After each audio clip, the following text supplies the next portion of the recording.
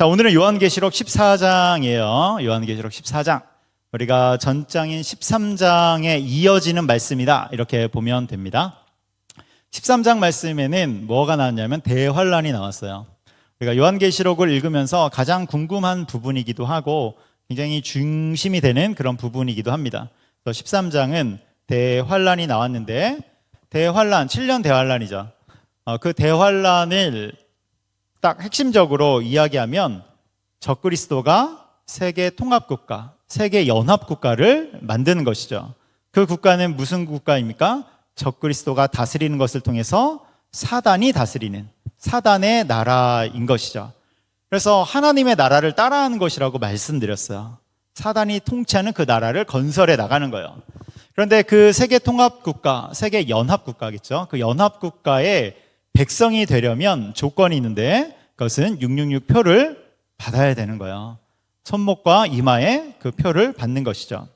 원래 손목과 이마에는 하나님이 쉐마 말씀, 그 주님의 말씀을 간직하라고 주셨는데 그것을 뒤집어서 하나님이 아니라 사단을 선택하도록, 하나님을 배도하도록 이렇게 종용하는 것이죠.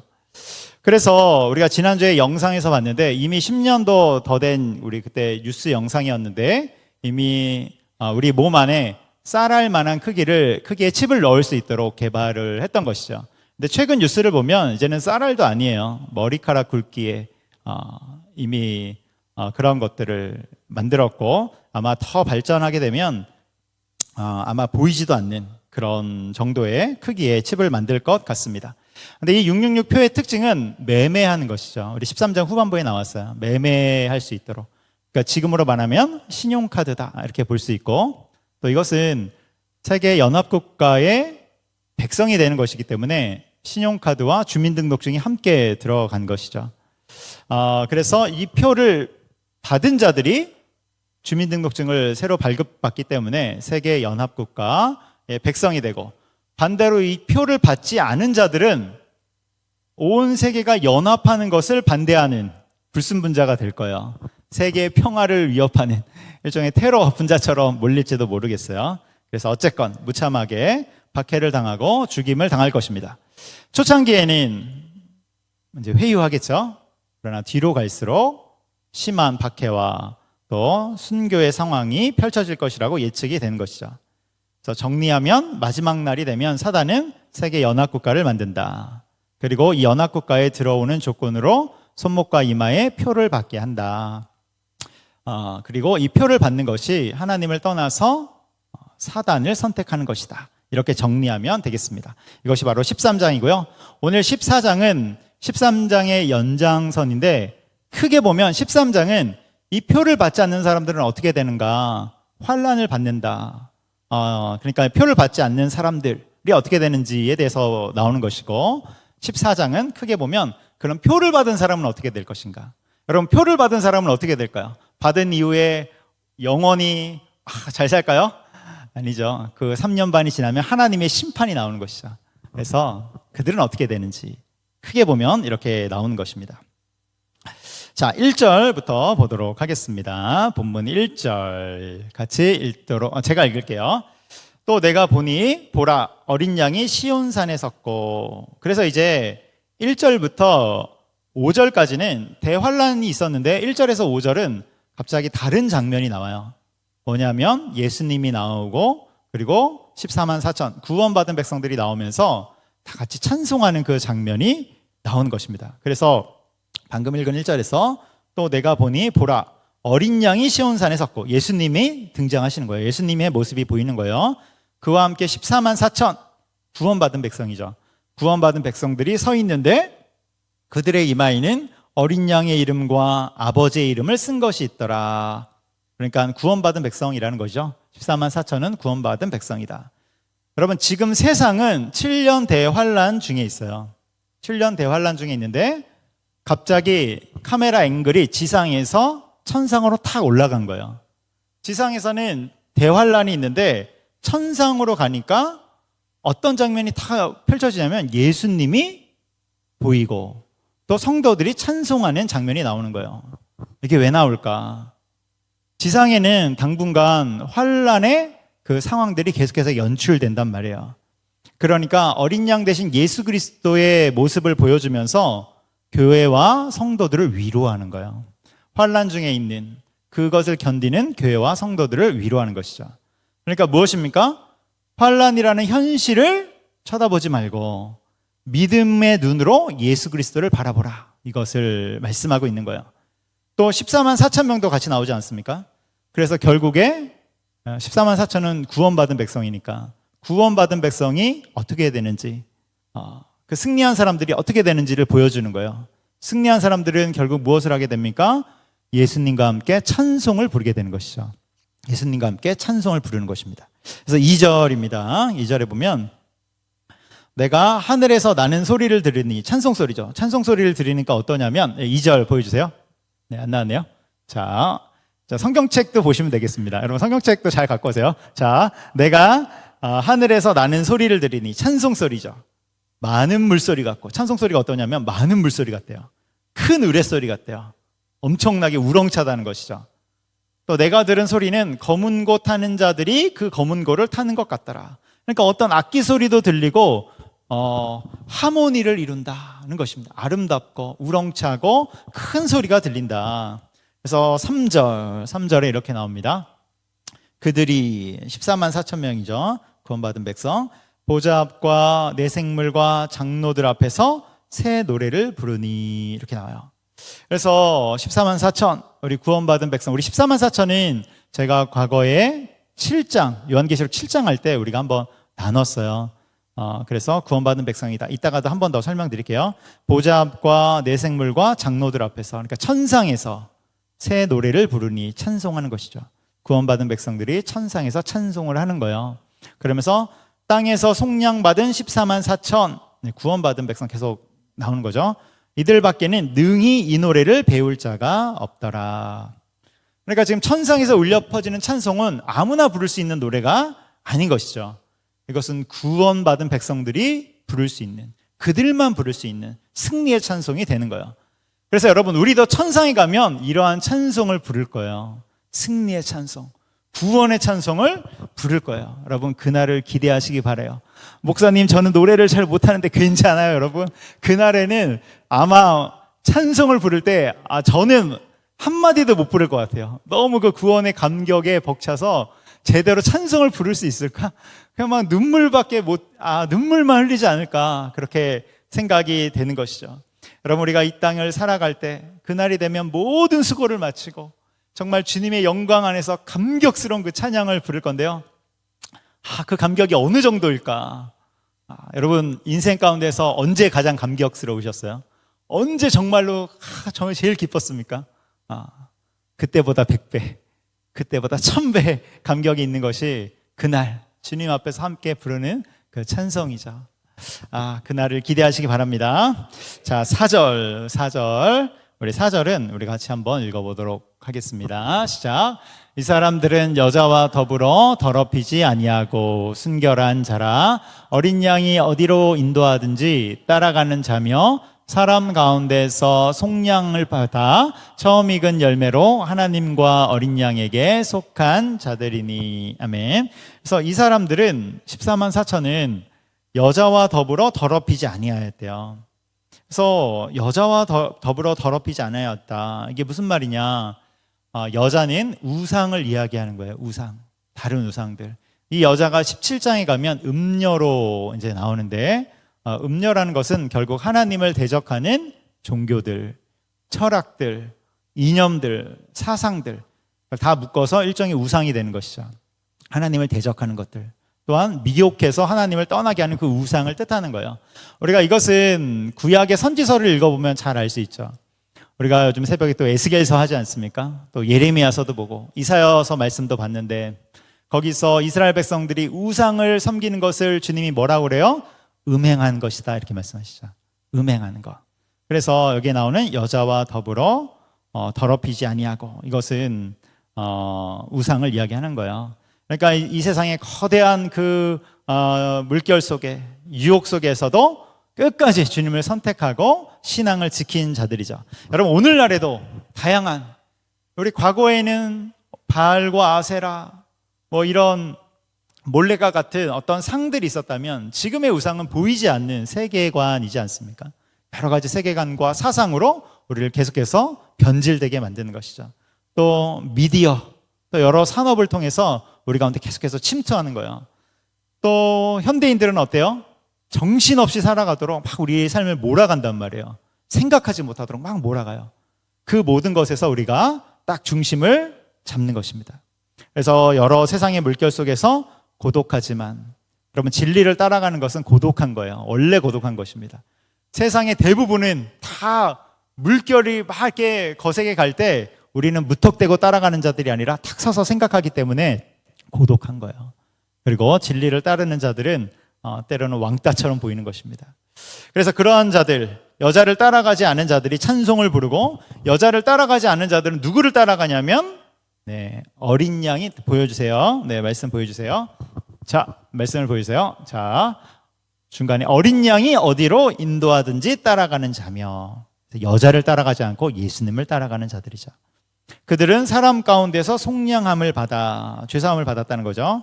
처음 익은 열매로 하나님과 어린 양에게 속한 자들이다, 이렇게 나와요.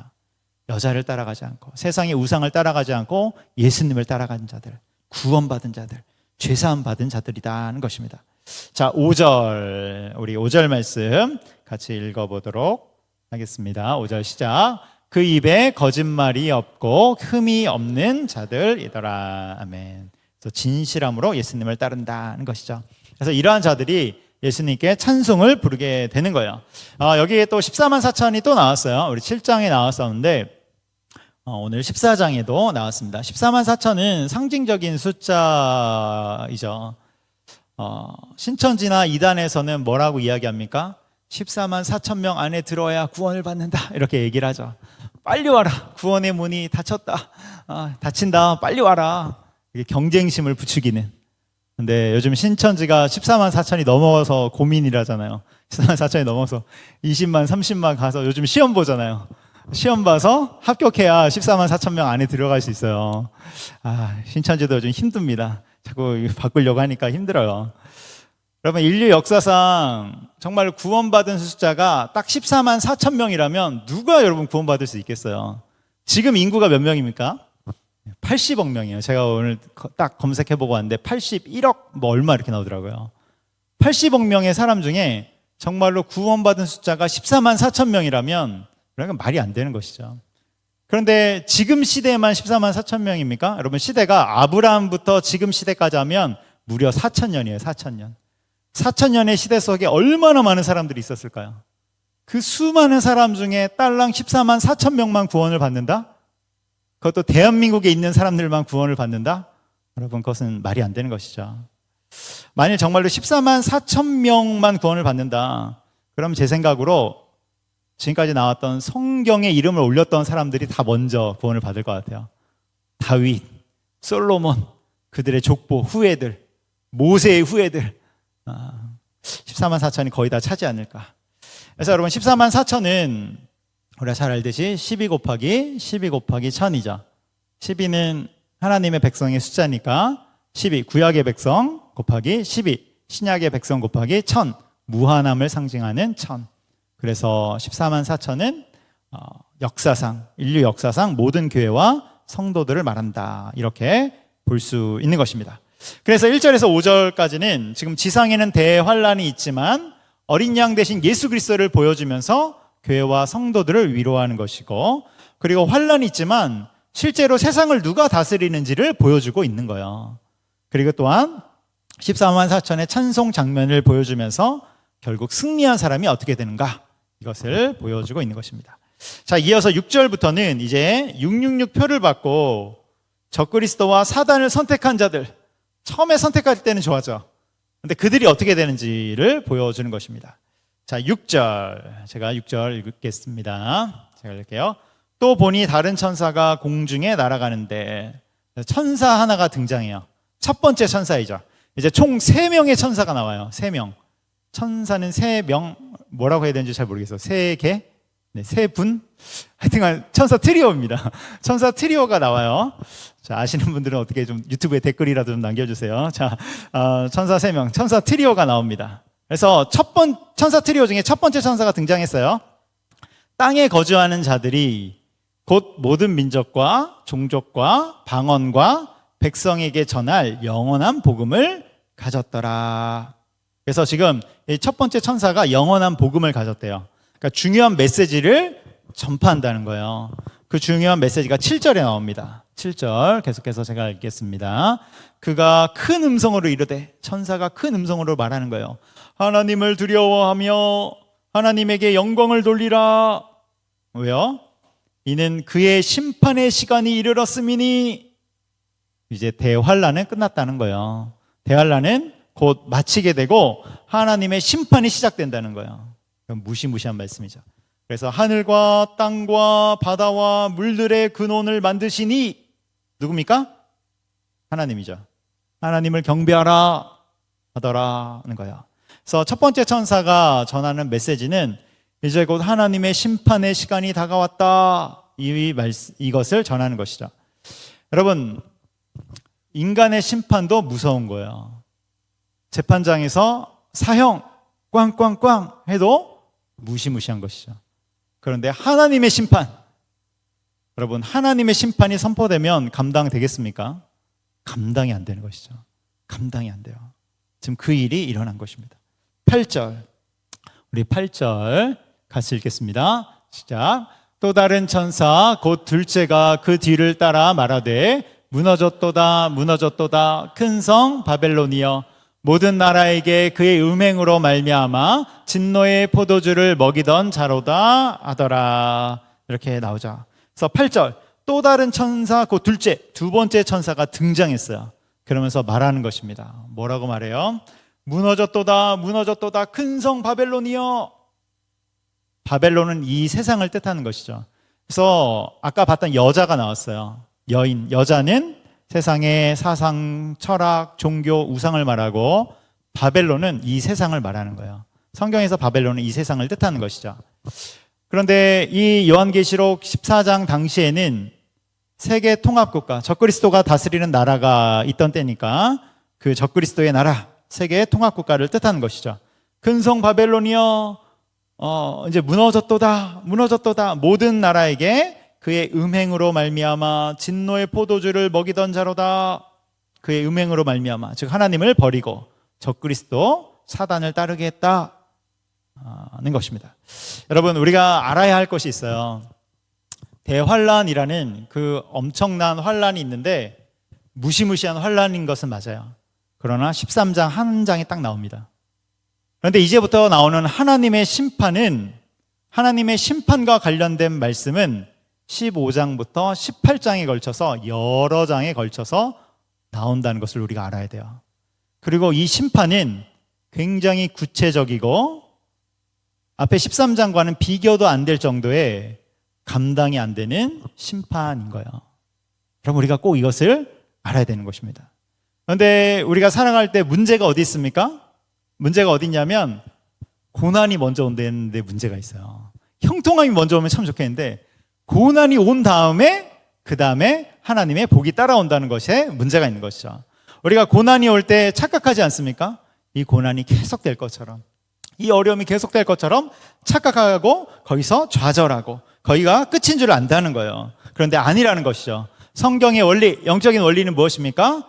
십자가를 통과한 후에 부활의 영광이 있다는 것입니다. 여러분, 이것을 기억하시기 바라요. 십자가, 좁은 문을 통과한 후에 부활의 영광이 있는 거예요. 그래서 그 길은 찾는 자가 적은 것이죠. 좁은 길이기 때문에, 고난의 길이기 때문에 여러분, 이것을 통과해야 부활의 축복이 있음을 기억하시기 바랍니다. 그래서 우리는 좁은 문, 십자가의 길이 영광의 길인 줄 알고 그 길을 선택하며 나가는 거예요. 자, 9절, 우리 9절도 읽어보도록 하겠습니다. 자, 9절 같이 읽습니다. 시작. 또 다른 천사 곧 셋째가 그 뒤를 따라 큰 음성으로 이르되, 만일 누구든지 짐승과 그의 우상에게 경배하고 이마에나 손에 표를 받으면, 네, 여기까지죠. 그래서 계속해서 지금 이제 표를 받은 사람들은 어떻게 되는지가 나와요. 또 다른 천사 셋째, 세 번째 천사가 등장해서 중요한 복음, 메시지를 전합니다. 그래서 짐승과 그의 우상에게 경배하고 이마에나 손에 표를 받으면, 여러분 여기에 밑줄이에요. 만일 누구든지 짐승과 그의 우상에게 경배하고 이마에나 손에 표를 받으면, 지금까지 말했던 것의 핵심입니다.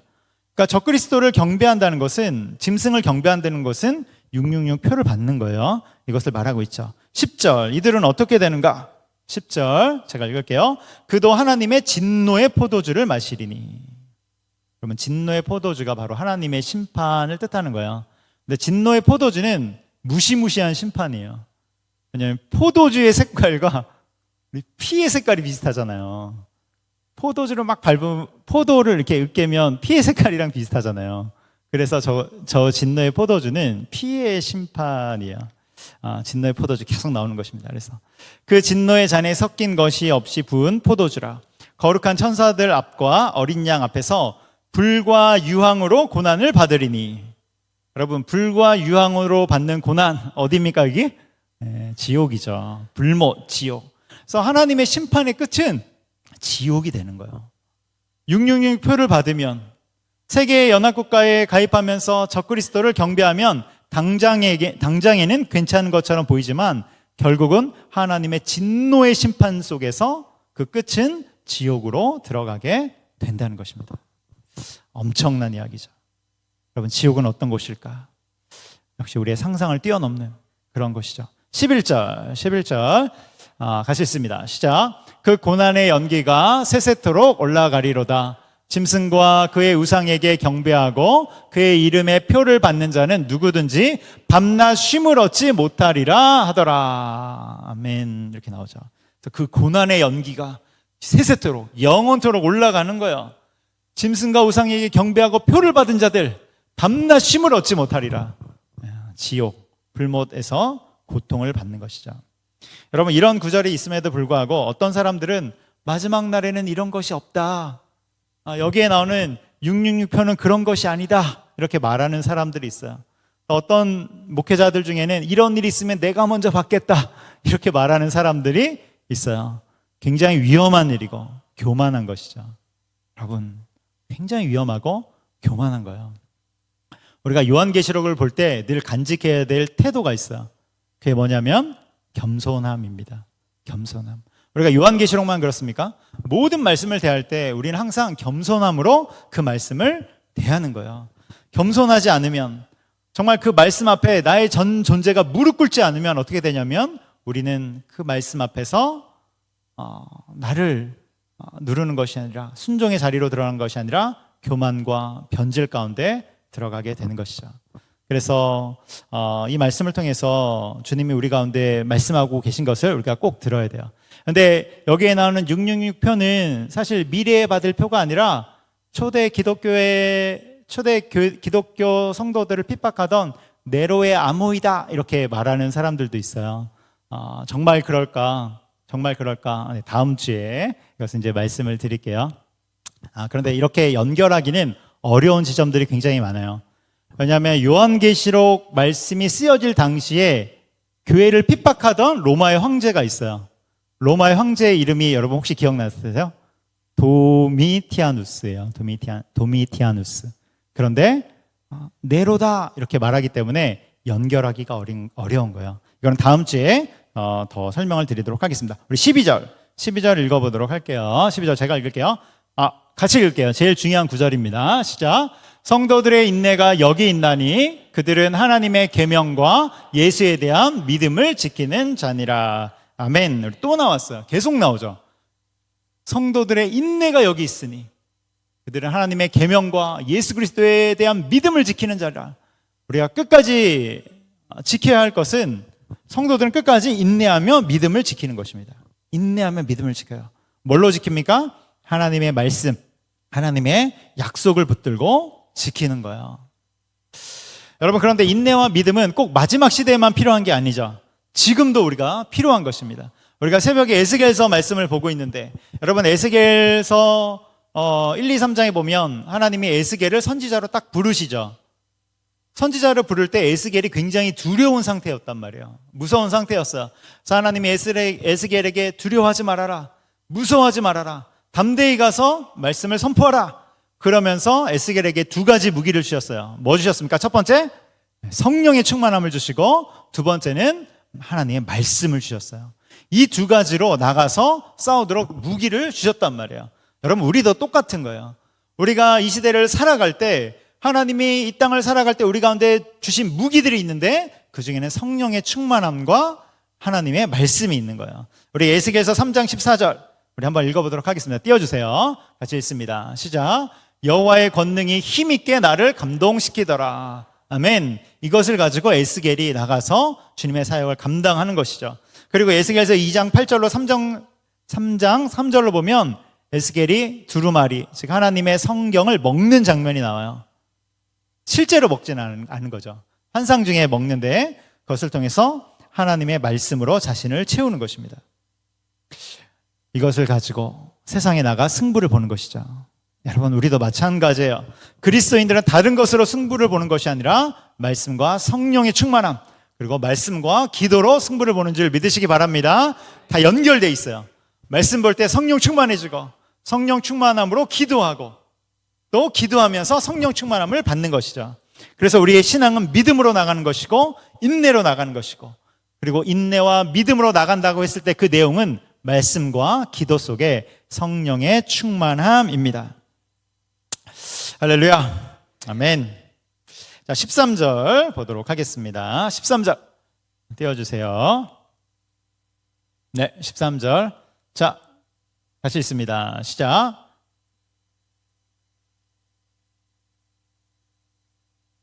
아닌데요? 맞습니까? 13절. 네, 저기는 무슨 절인지 잘 모르겠어요. 자, 우리 성경책 보도록 할게요. 13절 같이 읽습니다. 시작. 또 내가 들으니 하늘에서 음성이 나서 이르되 기록하라. 지금 이후로 주 안에서 죽은 자들은 복이 있도다 하시매 성령이 이르시되 그러하다. 그들이 수고를 그치고 쉬리니 이는 그들의 행한 일이 따름이라 하시더라. 아멘. 그래서 하늘에서 음성이 나서 뭐라고 말씀합니까? 지금 이후로 주 안에서 죽은 자들, 순교한 자들은 복이 있다. 마지막 환난 때 순교한 자들 복이 있다. 왜요? 신앙을 지켰기 때문에, 적그리스도 사단을 거부했기 때문에 그런 것이죠. 그래서 이들은 어떻게 끝까지 신앙을 지키게 됩니까? 인내와 믿음으로 지키게 되는 것이죠. 그래서 이들은 그들의 수고를 그치고 쉬리니 주님 품 안에 안기게 되는 것입니다. 이로써 이제 대환란은 막을 내리게 되는 거예요. 대환란은 막을 내리게 되고요. 이 땅에는 더 이상 성도들이 남아있지 않게 됩니다. 이 땅에는 이제 믿지 않는 사람들만 딱 남게 돼요. 성도들이 남아있지 않은 이유는 무엇입니까? 첫 번째는 휴거를 했기 때문에, 두 번째는 이제 대환란 속에서 순교를 했기 때문에. 대환란을 통과하는 방법은 순교예요. 순교하는 것밖에 없어요. 순교입니다. 네, 그렇습니다. 그래서 이제 이 땅에는 성도들이 남아있지 않고, 그래서 모든 성도를 예수님이 수확하고 걷어들이는 모습이 14절에서 16절까지 나와요. 예수님이 수확하시는 장면이죠. 다 걷어들여서 이제는 모두 다 하나님의 나라 천국에 있는 것입니다. 그래서 14절에서 16절까지 다 걷어들이고 이들이 어디로 가게 되는지 15장 2절에 나와요. 15장 2절 한번 읽어보도록 하겠습니다. 같이 제가 읽을게요. 또 내가 보니 불이 섞인 유리바다 같은 것이 있고 짐승과 그의 우상과 그의 이름의 수를 이기고 벗어난 자들. 나오죠? 짐승과 그의 우상과 그의 이름의 수를 이기고 벗어난 자들, 대환란을 통과한 자들 또는 휴거한 성도들이죠. 이들이 어디 있냐면 유리바다가에 서서 이렇게 나와요. 유리바닷가. 여러분, 유리바다 혹시 기억나세요? 네, 기억 안 나실 거예요. 요한계시록 4장 6절에 나왔어요. 하나님의 보좌 앞에 있는 유리바다. 그러니까 이들이 어디로 갔습니까? 하나님의 보좌 앞으로 간 것이죠. 천국으로 간 거예요. 이 부분은 다음 주에 좀 더 자세히 설명을 드릴게요. 그래서 이들이 하나님의 검은고를 가지고 이제 찬송하는 장면이 15장 2절로 4절까지 나온 것이죠.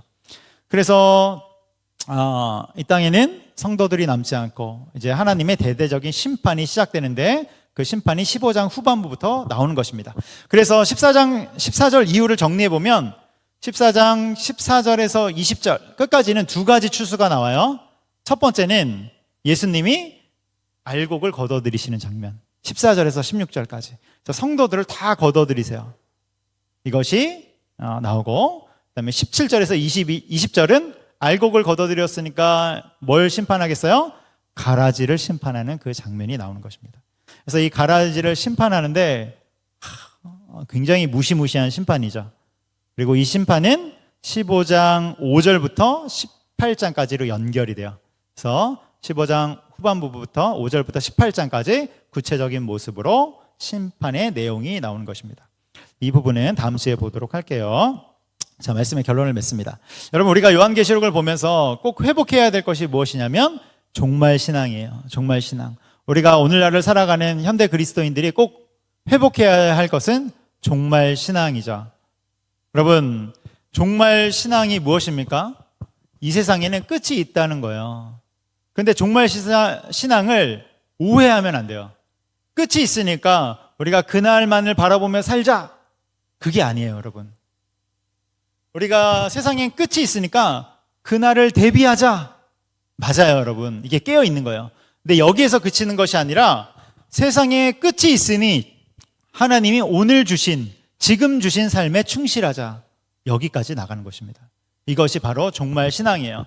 여러분, 종말이 되면 우리가 사는 삶, 마지막 날에 청산할 날이 오는 것입니다.